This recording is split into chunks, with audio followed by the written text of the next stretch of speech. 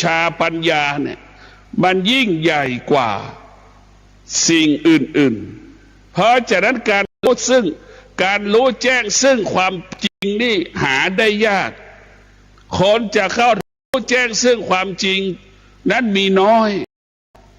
ส่วนมากเรารู้เฉยๆเหมือนเด็กอยากกินขนมนะรู้อย่างนั้นแหละมันไปไหนไม่ได้อยู่ไม่ได้อยู่ไม่สุขอยู่ไม่สนุกผู้เจริญด้วยวิชาปัญญารู้แจ้งซึ่งความจริงกินก็แค่ให้อิ่ม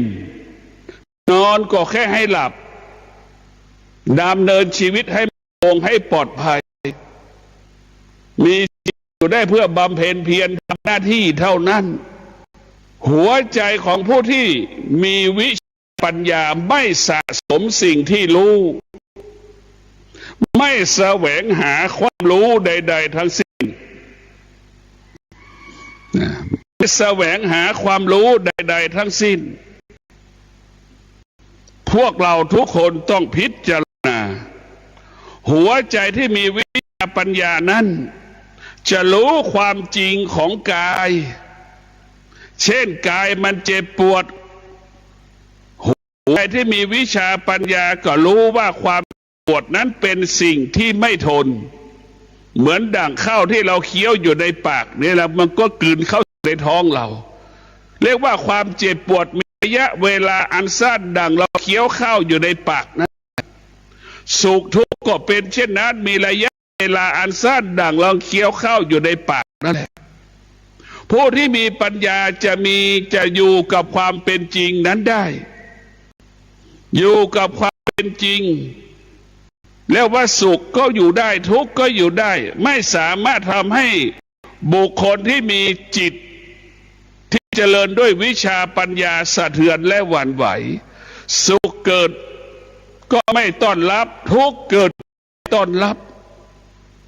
เพราะดวงจิตผู้มีวิชาปัญญารู้ความจริงว่า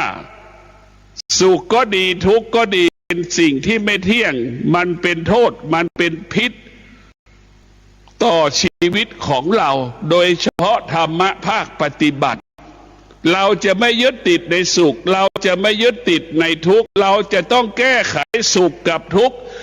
มันหมดสิ้นไปจากกายจากจิตให้ว่ากายของเราเหมือนเปรียบเสมือนท่อนไม้เท่านั้นจิตของเราอารมณ์ของเราก็เหมือนกระแสเท่านั้นมันไปแล้วมันก็มาเป็นเช่นนั้นให้เรารู้ว่ากระแสลมเป็นฉันใดอารมณ์ของเราก็เป็นฉันนั้นแต่เราไม่ตอบสนองอารมณ์ความรู้สึกความนึกคิดเราจะไม่มีเรียกว่าหัวใจที่มีวิชาปัญญาปราศจากเวทนาปราศจากอุปทานหัวใจของผู้ที่มีวิชาปัญญานั้นจะอยู่เหนืออุปทานอยู่เหนือวิชาอยู่เหนืออุปทานและอยู่เหนือเวทนาทั้งเวทนาและอุปทานไม่สามารถทำให้ดวงจิตของผู้ที่มีปัญญาวิชาสะเทือนหวั่นไหววิชาปัญญาเป็นยอดขององค์ความรู้เป็นยอดของแก่นสาระของความรู้ซึ่งความจริง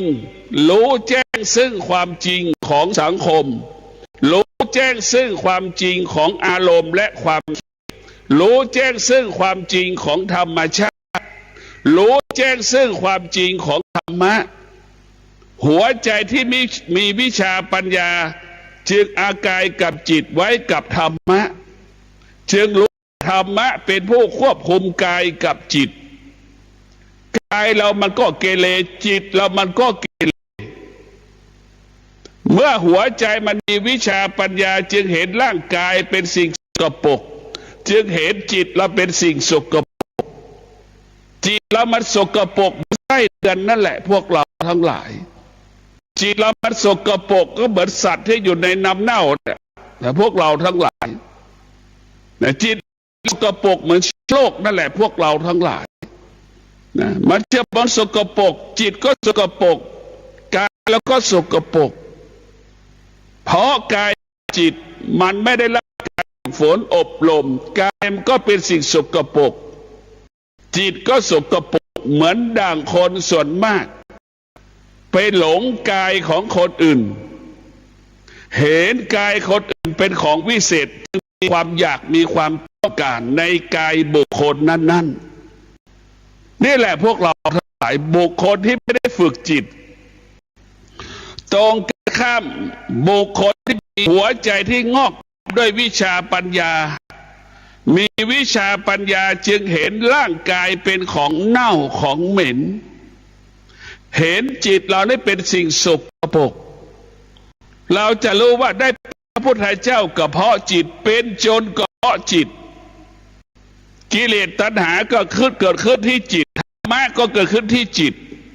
ถ้าจิตนั้นไม่ได้รับการอบรมฝึกฝนจิตนั้นก็เป็นจิตที่ชั่วจิตนั้นก็เป็นจิตที่สกปรกเหมือนของที่มันสกปรกเพราะฉะนั้นพวกเราทั้งที่สกปรกแตกต่างจากขี้ที่เราขี้อยู่ในโถส้วมนั่นแหละไม่อยากดูเลยแต่พวกเราทั้งหลายเราต้องพิจารณาว่าจิตมันเป็นสิ่งสกปรกต้นกายแล้วสิ่งสกปรกเบื้องต้นเพราะจิตเรามันเกิดจากกิเลสกายเกิดจากกิเลสก่อการกำเนิดการเป็นมนุษย์เพราะฉะนั้นมนุษย์และสัตว์เสมอเหมือนหมดมนุษย์และสัตว์จะการเมื่อมนุษย์ได้รับการฝึกฝนอบรมเช่นมนุษย์ที่ได้รับการฝึกฝนอบรมจงเกิดวิชาปัญญาจึงรู้ว่ากายของเราจิตของเรานี่ฝึกฝนได้อบรมได้ออกจากสุขได้ออกจากทุกข์ได้จนที่สุดจึงรู้ว่าจิตเราสามารถทำให้มันสะอาดทำให้มันบริสุทธิ์ได้กายก็สามารถทำให้สะอาดได้ทำให้มันบริสุทธิ์ได้จนถึงที่สุดหัวใจของผู้ที่งอกงามด้วยวิชาปัญญาจิตจึงบริสุทธิ์กายจึงบริสุทธิ์จึงได้ชื่อว่าเป็นผู้รู้แจ้งซึ่งความจริงปลดเปลื้องสิ่งที่เป็นราคะตัณหาความอยากทั้งปวงที่มันเกิดขึ้นที่กายกับจิตให้หมดสิ้นไปในที่สุดพวกเราทั้งหลายคนที่ขาดวิชาปัญญานั้นเห็นกายของคนอื่นเห็นของคนอื่นหลงและยึดติดสิ่งที่รู้สิ่งที่เห็นจากกายของบุคคลนั้นคนที่ขาดสติคนที่ขาดปัญญาจึงมีเวทนาและมีอุปทานมีความรู้สึกต่อร่างกายบุคคลต่างๆเกิดความรู้สึกเกิดอารมณ์เกิดความนึกคิดกับร่างกายของบุคคลต่างๆนะก็เกิดความอยากทำให้จิตเราสกปรกเกิดความอยากก็คือเป็นสิ่งสกปรกมันก็เหมือนเสือที่กินงัวเหมือนงูเหลือมที่มันกินคนเหมือนสัตว์ที่มันกินสัตว์เหมือนสัตว์ที่มันกินของเน่าของเหม็นแล้วจิตมันสกปรกถ้ามันไม่ได้รับการอบรมฝึกฝนจิตนั้นมันก็จะเป็นผู้รู้ตลอดกาล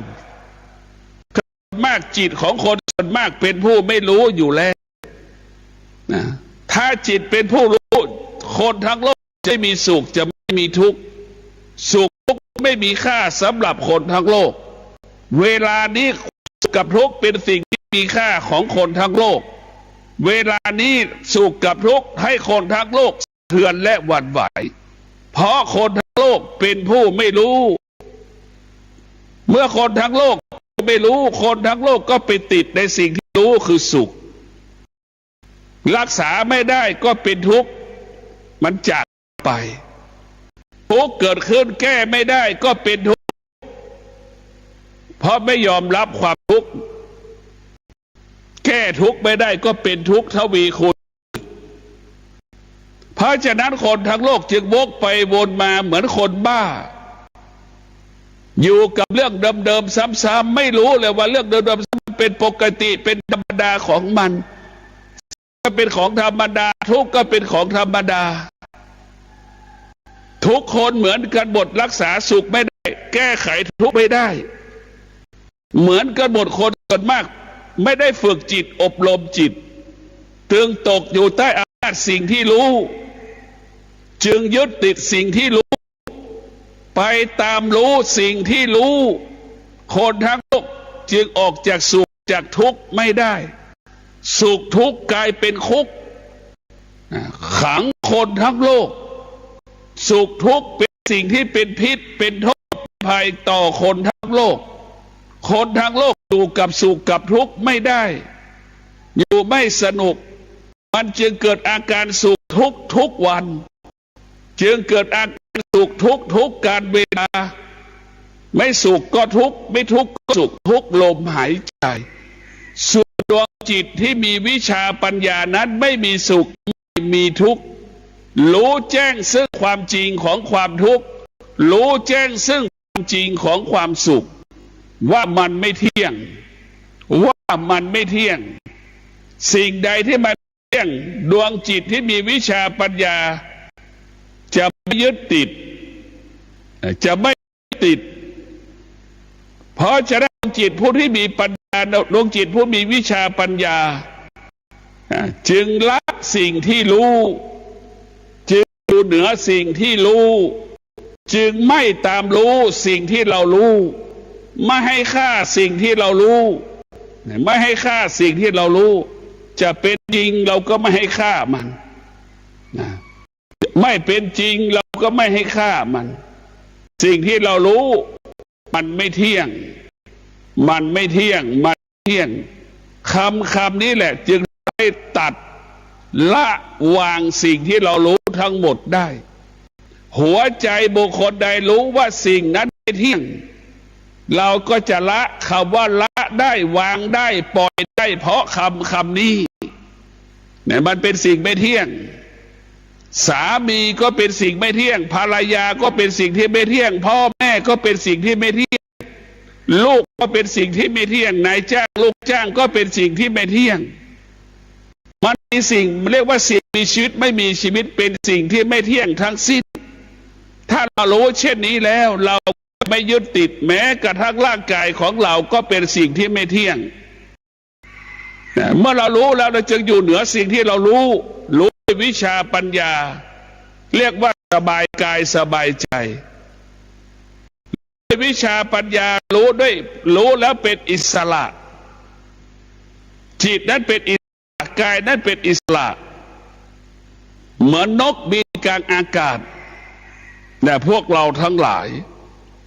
รู้ด้วยวิชาปัญญานั้นสำคัญที่สุดส่วนมากเรารู้ด้วยวิชารู้ด้วยอาชามันจะเกิดสุขทุกข์เพราะเราไม่รู้ทุกข์จึงเกิดทุกวันเพราะเราไม่รู้ความไม่พอใจเกิดขึ้นทุกวันเพราะเราไม่รู้ความเสียใจเกิดขึ้นทุกวันเพราะเราไม่รู้ไอ้ตัวไม่รู้ทั้งหลายนั่นแหละพวกเราทั้งหลายมาก่อนทำลายชีวิตของเราแก่เราเจ็บเราตายเราป่วยก่อนเวลากำหนดก็เพราะเราไม่รู้นี่แหละเนี่ยพวกเราทั้งหลายเพราะเราไม่รู้จึงทำให้เราแก่ก่อนเวลากำหนดป่วยก่อนเวลากำหนดเจ็บก่อนเวลากำหนดตายก่อนเวลากำหนดก็เพราะเขาว่าไม่รู้นี่แหละผู้ที่เจริญด้วยวิชาปัญญาจึงรู้ความจริงความแก่ความเจ็บความตายเป็นของธรรมดาเป็นของธรรมชาติไม่มีใครหลีกเลี่ยงหนีความแก่ความเจ็บความตายได้ผู้ที่เจริญด้วยวิชาปัญญาแก่ก็ดีเจ็บก็ดีตายก็ดีไม่มีค่าไม่มีความหมายใดๆความแก่ความเจ็บไม่สามารถทำให้ดวงจิตผู้ที่มีวิชาปัญญาสะเทือนและหวั่นไหวเพราะฉะนั้นดวงจิตของผู้ที่มีวิชาปัญญาแก่ก็เป็นธรรมชาติเจ็บป่วยก็เป็นธรรมชาติเจ็บก็ธรรมชาติตายก็เป็นธรรมชาติเห็นไหมมันเป็นไปตามหลักของธรรมชาติเป็น ของธรรมชาติไอตัวที่มันมีดวงจิตที่มีอวิชชาเนี่ยขาดปัญญาเนี่ยมันจึงทำให้เราแก่เจ็บป่วยตายก่อนธรรมชาติทำให้เราแก่เจ็บป่วยผิดธรรมชาติต่างคนจำนวนมากเป็นอยู่ณขนาดนี้แก่ก่อนเวลากำหนดในพวกเราทั้งหลายเพราะนั้นพวกเราทั้งหลายธรรมะมันจะบอกในวิชาปัญญาบอกสอนให้เรารู้ซึ่งความจริงรู้ซึ่งความจริงความจริงก็คือสังคมเนี่ยเป็นเรื่องของเวทนาและอุปทาน100%หลอกกันปรุงแต่งกันปรุงแต่งกันหลอกกันเนี่ยคือสังคมเป็นเรื่องเวทนาและอุปทานในเป็นของชั้นต่ำธรรมชาติของคนชั้นกลางเรียกว่าเป็นของคนชั้นกลางธรรมะเป็นของคนชั้นสูงเราจะรู้เลยว่าคนไหนอยู่ในชนชั้นไหนเราจะรู้ในพวกเราทั้งหลายไม่เป็นของคนชั้นต่ำธรรมะเป็นของคนชั้นกลางธรรมะเป็นของชั้นสูงถามว่าตัวเราเองอยู่ในสังคมไหนอยู่กับธรรมชาติหรืออยู่กับธรรมะถามว่ามีกี่คนที่อยู่กับธรรมะมีน้อยมากเพราะฉะนั้นผู้คนที่เอาธรรมะเป็นใหญ่เหนือกว่าธรรมชาติมีน้อยมีแต่พ่อแม่ครูบาอาจารย์ที่ปฏิบัติเท่านั้นผู้ที่ปฏิบัติเท่านั้นจึงจะเอาธรรมะไปควบคุมธรรมชาติเอาธรรมะไปควบคุมสังคมเนี่ยเอาธรรมะไปควบคุมธรรมชาติเอาธรรมะไปควบคุมสังคมเอาธรรมะไปควบคุมอารมณ์ความคิดความรู้สึกของเราเดี๋ยวเราต้องพิจารณาแบบนี้อย่างนี้นะพวกเราทั้งหลายเราเนี่ยเรียกว่าเราโตเนี่ยโตแต่อายุนะว่าแก่ด้วยได้แก่ด้วยอารมณ์แก่ด้วยความคิดมันไม่ได้แก่ด้วยปัญญามันไม่ได้แก่ด้วยธรรมเมื่อแก่ด้วยมันแก่ด้วยความคิดแก่ด้วยความแก่ด้วยธรรมชาติเนี่ยมันไม่มีคำว่าพัฒนามันไม่พัฒนาเติมคนแก่อายุ80ลูกหลานไม่ตอบสนองเห็นไหมก็เกิดความทุกข์เด็ก5 ขวบ10 ขวบพ่อแม่ไม่ให้ขนมไม่ตอบสนองก็เกิดความทุกข์เหมือนกันมันแก่ด้วยแก่คน80แก่เด็ก10 ขวบแก่เหมือนกันมันเกิดอาการเหมือนกันพอใจแล้วเราว่าแก่ปัญญาเรียกว่าแก่เหมือนเด็กแต่แก่เหมือนเด็กแก่ด้วยปัญญาแก่ด้วยปัญญาเนี่ยมันก็เหมือนแก่เหมือนแม่ละอารมณ์ความรู้สึกที่ไม่พอใจที่ลูกแสดงออกได้ละอารมณ์ความรู้สึกที่ตัวเองที่พ่อแม่โมโหให้กับลูกนั้นได้นี่แหละพวกเราทั้งหลายแก่ด้วยปัญญานี่มันจะอยู่เหนือสิ่งอยู่เหนืออารมณ์ของตัวเองอยู่เหนืออารมณ์ของบุคคลอื่นเช่นแม่โมโหให้ลูกหรือลูกทำให้แม่โมโหนี่แม่ก็จะรู้เท่าทันมันรู้ด้วยปัญญาจึงอยู่เหนืออารมณ์ของตนเองอยู่เหนืออารมณ์บุคคลอื่นๆมันก็ไม่มีทุกข์ก็ไม่เกิดเนี่ยพวกเราทั้งหลายมันไม่มีอะไรสิเกิดแล้วรู้ด้วยปัญญาเนี่ยมันไม่มีอะไรจะเกิดขึ้นมันมีแต่คำว่าว่างเท่านั้นแจ้งซึ่งความจริงนะมีแต่คำว่าว่างเปล่าเท่านั้นเนี่ยเราจะละได้ปล่อยได้วางได้มันต้องรู้ด้วยวิชาปัญญาถ้าตลับใดหัวใจเรายังไม่มีวิชาปัญญาเราก็จะยึดติดยึดมั่นเรายังมีเวทนาและมีอุปทานหลงในขันธ์ทั้ง5เราจะหลงไหลในขันธ์ห้าก็เป็นกำแพงจิตฝังกั้นไม่ให้เราไปไหนเหมือนสามีหวงภรรยาหนึ่งภรรยาหวงสามีดังผู้สาวหวงบ่าวดังผู้บ่าวหวงนั่งเฝ้านอนเฝ้าอยู่ด้วยจนไม่ทำอะไรเห็นไหมนี่แหละก็มีอีกจำนวนมากเป็นเช่นนี้ในพวกเราทั้งหลายเพราะหัวใจเราขาดวิชาปัญญา เมื่อหัวใจเราขาดวิชาปัญญาแล้วนี่มันก็จะเป็นผู้หลงหรือว่าผู้หลงบางคนส่วนมากหลงเนี่ยเหมือนย่าเหมือนตาเหมือนยายเหมือนปู่เหมือนย่าหลงในหลานมาเป็นเช่นนั้นหลานพูดอะไรมานะหลานไม่รู้จะพูดเฉยๆแต่ปู่กับย่าตายายมโนปรุงแต่งแล้วคิดแทนหลานแล้วเอาคำพูดของหลานมามโนแล้วก็ไปตอบสนองหลานก็เปรียบเสมือนลิงที่ไปสัมผัสกับทองคำนะลิงไปสัมผัสกับทองคำไม่มีค่าสำหรับลิงไม่มีค่าหลานก็เช่นเดียวกันลูกก็เช่นเดียวกันไม่มีค่าสำหรับพ่อแม่เหมือนเด็กกำพร้าวัดดอนจันทร์2 ขวบ 3 ขวบมันไม่รู้จักว่าแม่มันไม่รู้ว่าแม่มันคุ้นเคยเฉยๆว่าบุคคลอยู่กับมันตั้งแต่เกิดมันคุ้นเคยเฉย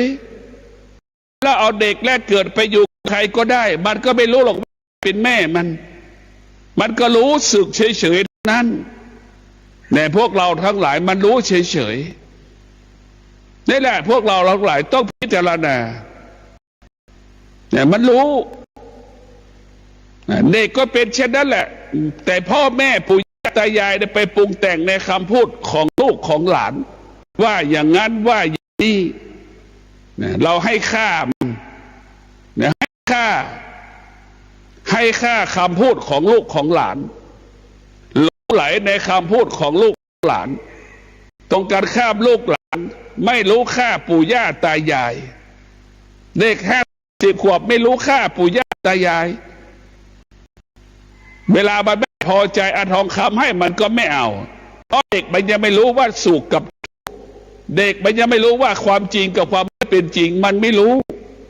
นี่แหละปู่ย่าตายายที่ขาดปัญญาหลงลูกหลงหลานไม่ให้เกียรติค่าลูกกับหลานเนี่ยไหมนี่แหละพวกเราทั้งหลายพิจารณาดูแต่เด็กแล้วมันไม่มีค่าใดๆทั้งสิ้นมันรู้มันก็ละรู้แล้วมันก็ทิ้งระหว่างขนมกับทองคำเนี่ยมันก็จะเอาขนมมากกว่าทองคำเห็นไหมเพราะมันเป็นผู้ไม่รู้อ่ะมันรู้ผู้ไม่รู้คนแก่คนเฒ่าก็เช่นนั้นแหละเป็นผู้ไม่รู้และไปยึดติดไปมโนปรุงแต่งในคำพูดของลูกของหลานที่แสดงออกมีความสุขกับลูกกับหลานที่พูดออกมาเราเล่นไปสังเกตดูมันพูดออกมาแล้วเรามีความสุขพอมันไม่ตอบเกิดความทุกข์เห็นไหมเนี่ยเราต้องพิจารณาว่าชีวิตของเรานั้นอย่าได้ไปยึดติดถ้าเรามีวิชาปัญญาเราจะอยู่เหนือความรู้สึกเราจะไม่มีความรู้สึกเราจะไม่เกิดคำว่ามโนปรุงแต่งแต่พวกเราทั้งหลายไม่มีคำว่ามโนปรุงแต่งเราจะอยู่เหนือคำว่ามโนปรุงแต่งฝากให้เราได้โปรดพินิจพิจารณาว่าทำอย่างไรให้หัวใจเรานั้นมีวิชาปัญญาวิชาปัญญานั้นเป็นสิ่งสำคัญที่สุดรู้แจ้งซึ่งความจริงสิ่งที่พุทธเจ้าพบสิ่งมีชีวิตสิ่งไม่มีชีวิตเป็นสิ่งที่ไม่เที่ยงมันจบนี่อารมณ์ก็เป็นสิ่งไม่เที่ยงเห็นไหมมันเป็นสิ่งไม่มีชีวิตคิดก็เป็นสิ่งที่ไม่มีชีวิตหัวใจของผู้ที่มีปัญญาเป็นแต่หัวใจของคนทั้งโลกอุดมสมบูรณ์ไปด้วยเวทนาอุดมสมบูรณ์ไปด้วยอุปาทานมันจึงเกิดคำว่าตัวตนเกิดขึ้นมันเกิดคำว่าความทุกข์เกิดขึ้นจิตใจมันจึงเป็นทุกข์ตลอดเวลาจิตใจมันจึงเกิดอาการสะเทือนหวั่นไหวตลอดเวลาจิตใจมันไม่มีคำว่าพอไม่จบไม่สิ้นเห็นไหมจิตใจมันไม่รู้จักคำว่าพอมีแต่คำว่าต้องการไม่มีวันจบสิ้นไม่มีวันจบสิ้นเพราะว่าพระพุทธเจ้าเนี่ยวางรากฐานวิปัสสนาสติปัฏฐานสี่พัฒนาจิต ของเราในพวกเราทั้งหลายเราพัฒนาจิตของเราเนี่ยต้องมาฝึกจิต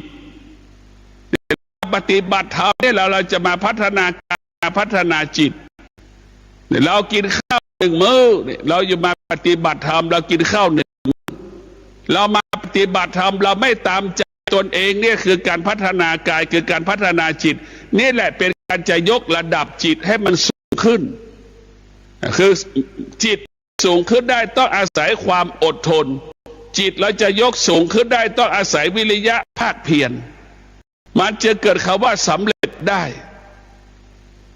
คนส่วนมากตอบสนองความรู้สึกเป็นไปตามความรู้สึกอยู่กับความรู้สึกพออยู่จริงๆรู้สึกเปลี่ยนแปลงก็อยู่ไม่ได้อีกนี่แหละจิตที่มีวิชาปัญญาอยู่ไม่เป็นสุขนอนไม่เป็นสุขกินไม่เป็นสุขอยู่กับสุขไม่เป็นสุขอยู่กับทุกข์ก็ไม่เป็นสุขแล้วมันจะอยู่ได้อย่างไรถ้าเราขาดวิชาปัญญาแล้วนี่แต่พวกเราทั้งหลายคนจำนวนมากมันจึงไม่รู้ว่าทุกข์แท้จริงคือทุกข์ที่เราเข้าไปยึดติดนั่นแหละเรียกว่ามีเวทนามากเกินไปมีความรู้สึกมากเกินไปมีความจำเป็นมากเกินไปมีเหตุผลมากเกินไปจึงทำให้เราเป็นทุกข์ออกจากทุกข์ไม่ได้เรามีสุขมากเกินไปเรามีเหตุผลมากเกินไปเรามีเหตุผลมากเกินไปมีความรู้สึกมากเกินไปจึงทำให้ออกจากสุขไม่ได้นั่นแหละพวกเราทั้งหลายสุขกับทุกข์เนี่ยมันเป็นสิ่งมันเป็นระเบิดเหยื่อปลอมล่อเราเฉยๆเหมือนระเบ็ดเอาเบ็ดไปสุขทุกข์เหมือนเหยื่อปลอมที่ไปเอาปลาให้เราตกเบ็ดนั่นแหละมันล่อเราเฉยๆเราไปหลงให้เรารักให้เราเกลียดให้เราวุ่นวายจนเราเห็นไหมสุขกับทุกข์มันหลอกเราจนเราตายนะพระพุทธเจ้ารู้ว่าสุขไม่เป็นความจริงทุกข์ไม่เป็นความจริงพระพุทธเจ้าจึงหนีออกบวชเพราะเห็นทุกข์กับสุขมันไม่ใช่ความจริงของจิตไม่ใช่ความจริงที่แท้จริงที่เราต้องการสิ่งที่เราต้องการที่แท้จริงที่สุดคือรู้แจ้งซึ่งความจริงของชีวิตรู้แจ้งซึ่งความจริงของชีวิตว่าโลกใบนี้มันไม่มีอะไรมันไม่มีหญิงไม่มีชายในโลกใบนี้ไม่มีหญิงไม่มีชายมันไม่มีอะไรเลยแต่พวกเราทั้งหลายสิ่งที่มันเกิดคือสิ่งที่มันดับสิ่งมันดับก็คือสิ่งที่มันเกิดมันเป็นเช่นนี้มันเป็นแบบนี้เพราะฉะนั้นดวงจิตของผู้ที่ฝึกจิตอบรมจิตและมีวิชาปัญญาแล้วเนี่ยมันจะไม่หลงสิ่งที่รู้จะไม่ยึดติดสิ่งที่รู้มันจึงอยู่เหนือสิ่งที่รู้ขอให้พวกเราทั้งหลายพัฒนาตนเองให้จิตเราเป็นจิตผู้รู้เหมือนแม่รู้และเข้าใจลูกเช่นนั้นเราพัฒนาจิตของเราให้จิตเราอยู่เหนือสิ่งที่เรารู้สุขก็ดีทุกข์ก็ดีกิเลสราคะก็ดีเรารู้แล้วเราอยู่เหนือมันรู้มันละมันรู้มันไม่ตามรู้มันก็ไม่มีอะไรให้เรารู้เหลือแต่วิชาปัญญารู้แจ้งซึ่งความเป็นจริงจิตและกายอิสระขอเจริญพรที่ท่านได้รับฟังจบลงไปแล้วเป็นรายการทางสายเอกดำเนินรายการโดยพระประชานาถมุนีเจ้าคณะอำเภอกัลยาณิวัฒนาเจ้า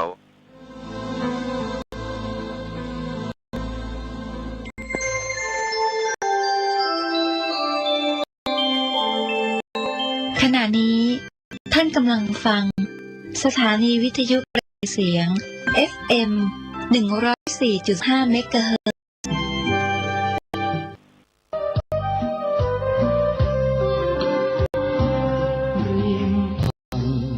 แม่น้ำในรัญชลาใต้เงามาขอเรียนเชิญท่านสาธุชนทั้งหลายร่วมปฏิบัติธรรมบวชชีพรามเนกขมะใน สัปดาห์ส่งเสริมพระพุทธศาสนาวันวิสาขบูชาประจำปี 2569 ระหว่างวันที่29ถึง 31 พฤษภาคมนี้ณสำนักปฏิบัติธรรมแห่งที่21จังหวัดเชียงใหม่วัดพระพุทธบาทอุดมน้ำบ่อสาวาตำบลเวียงอำเภอฝางเชียงใหม่ติดต่อสอบถามหรือร่วมเป็นเจ้าภาพถวายข้าวต้มอาจารย์เพน้ำปัน0819515864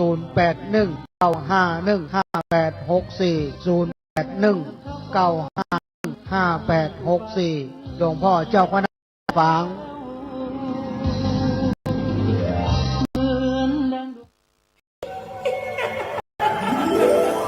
วิเศษจงบอกข้าเถิดใครงามเลิศในปัตภีก็พระนางน่ะสิ ราชินีผู้เลอโฉม ดูสิ ตั้งแต่ท่านพาชาวประชางดเผาป่าและขยะในครัวเรือน ชาวไร่ชาวนาก็งดเผาตอสั่งข้าว ฟางข้าว หันไปไถกลบทำปุ๋ยหมักแปรรูปเป็นอาหารสัตว์ หรือเอาไปอัดเป็นก้อนแทน อากาศก็ดีไม่มีฝุ่น PM 2.5 คอยกวน หน้าตาท่านก็สดใส ผิวพรรณผุดผ่องเป็นที่สุดพะยะค่ะ ต้องแบบนี้สิจะถูกใจข้ายิ่งนักเพราะทุกการเผานั่นคือการสะสมฝุ่น แต่ถ้าคนร่วมใจกันหยุดเผา เราก็จะมีแต่อากาศบริสุทธิ์ไว้หายใจ ห่างไกลมะเร็งปอด สุขภาพก็ดี มันคือที่สุดแล้ว ราชินีจงเป็นอมตะ ราชินีจงเป็นอมตะ ข้าขอบูชาท่านพะยะค่ะ ไปเอาธูปมา แต่ไม่ต้องจุดแล้วนะ เดี๋ยวนี้ข้าเปลี่ยนมาใช้ธูปไฟฟ้าแล้ว มันจึ้งมาก ไม่มีฝุ่นเลย คุณภาพอากาศดีด้วยการร่วมมือของทุกภาคส่วน ปรารถนาดีจากสำนักงานประชาสัมพันธ์ที่ 3 กรมประชาสัมพันธ์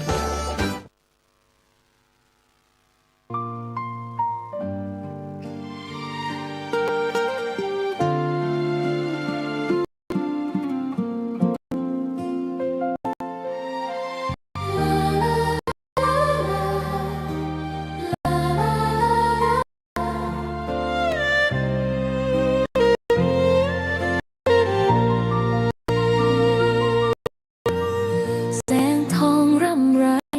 ยามอุตสายังเห็นพระเมตตาอยู่ทุกแห่งหน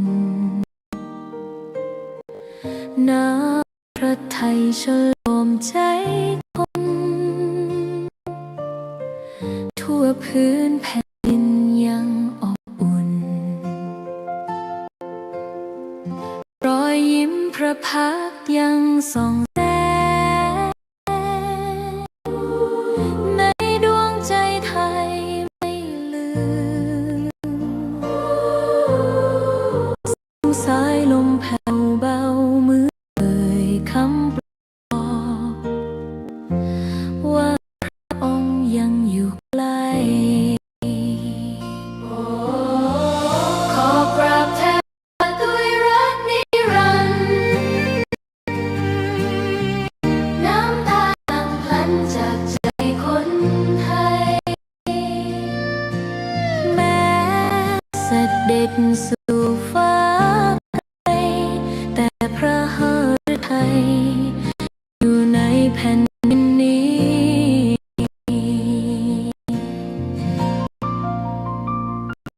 สวนดอกไม้ยังบานดัง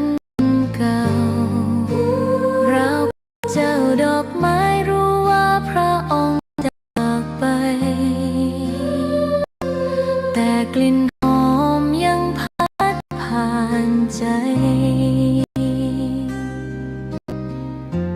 ให้ระลึกถึงพระเมตตา แผ่นดินนี้ยังส่องสว่าง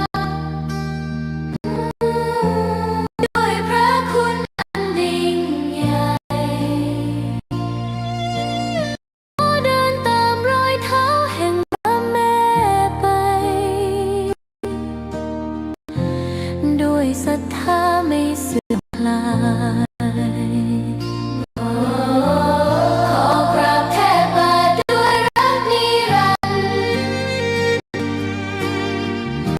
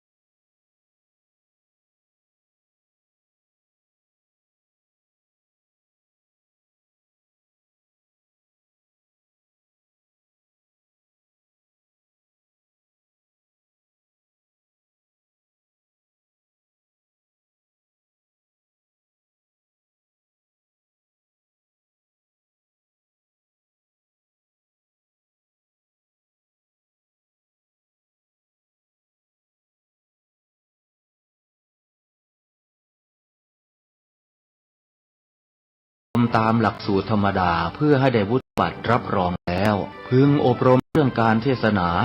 เขียนการค้นคว้าซึ่งอาจจะเป็นเฉพาะตัวแต่ก็สามารถฝึกขึ้นมาได้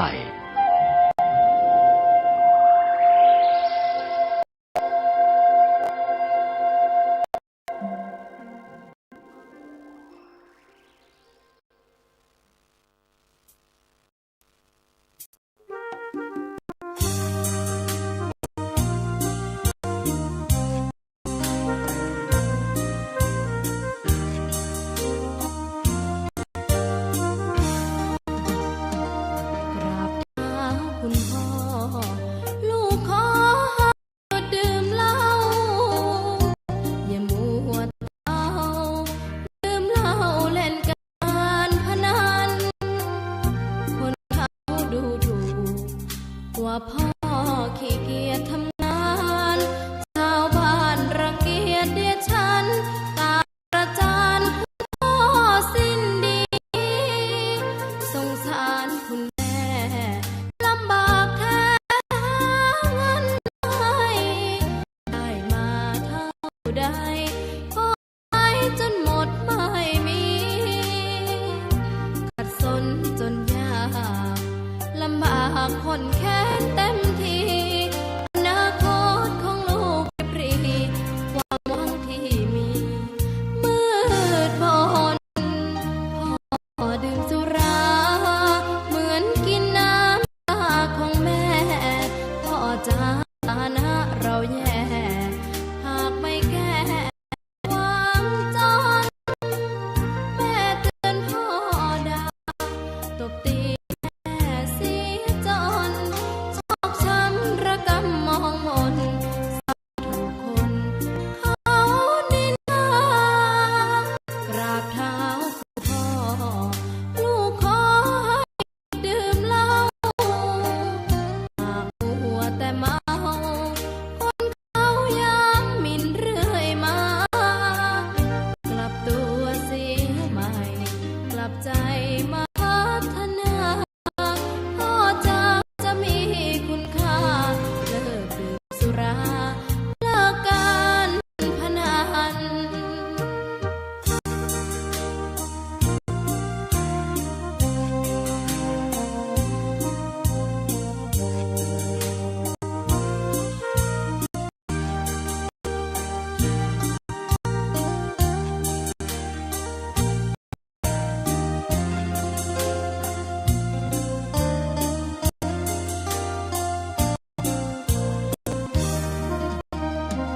พ่อดื่มสุราเหมือนกินน้ำตาของแม่พ่อจ้าฐานะเราแย่หากไม่แก้ความจนแม่เตือนพ่อด่าตบตีแม่เสียจนชอกช้ำระกำมองมนจำถูกคนเขานินทากราบเท้าคุณพ่อลูกขอให้หยุดดื่มเหล้าหากหัวแต่เมาคนเขาย้ำหมิ่นเรื่อยมากลับตัวเสียใหม่กลับใจมาพัฒนาพ่อจะมีคุณค่าเลิกสุราเลิกการพนัน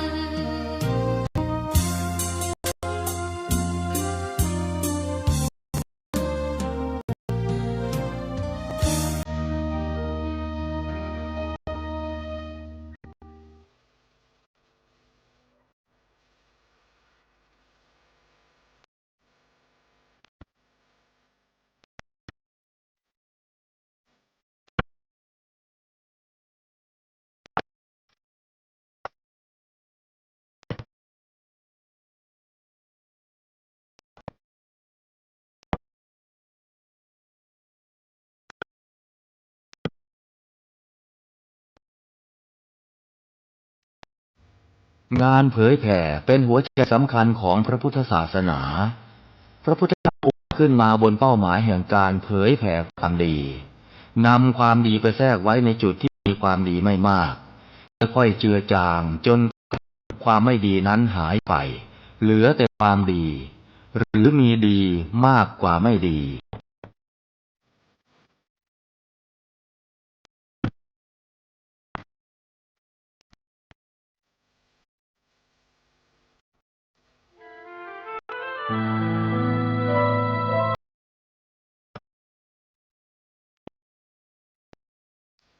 นักเผยแผ่จึงเปรียบเสมือนหมอที่วินิจฉัยโรคแล้วค่อยๆทดลองยาเมื่อเห็นว่าให้ยาถูกโรคก็คอยดูแลไม่ให้เกิดโรคแทรกซ้อนตามขึ้นมาอีกหมอต้องไวต่อการเรียนรู้เรื่องโรคจะรักษาโรคฉันใดพระสงฆ์ซึ่งเป็นเสมือนจิตแพทย์ของสังคมก็ไวต่อการเปลี่ยนแปลงของโลกและวิธีบำบัดโรคที่มากับโลกฉันนั้น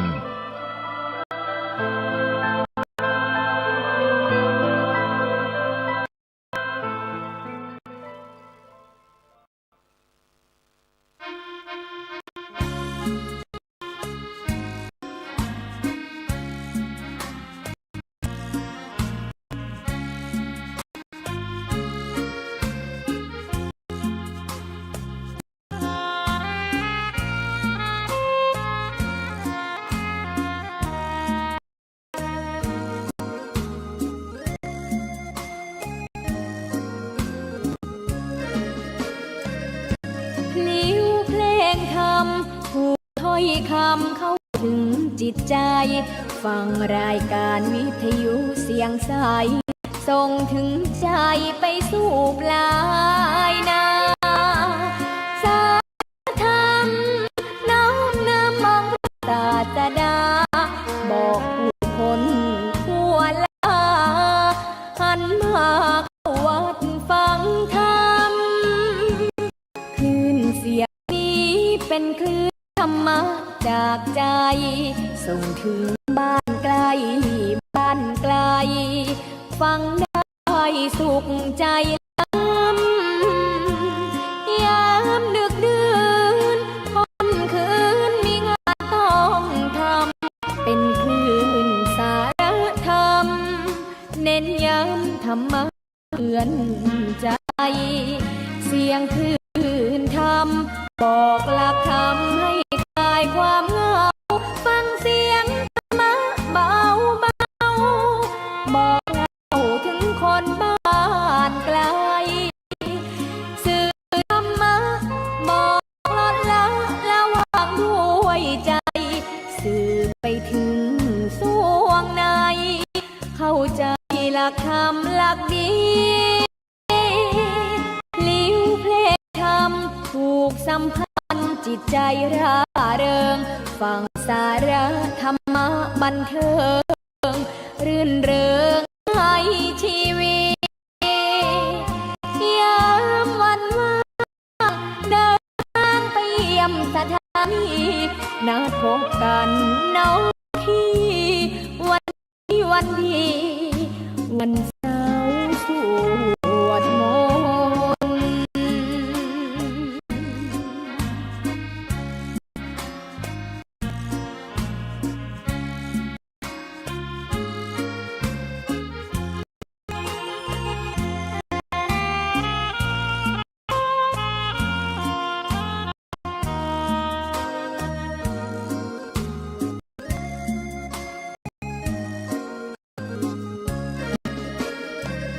เสียงคลื่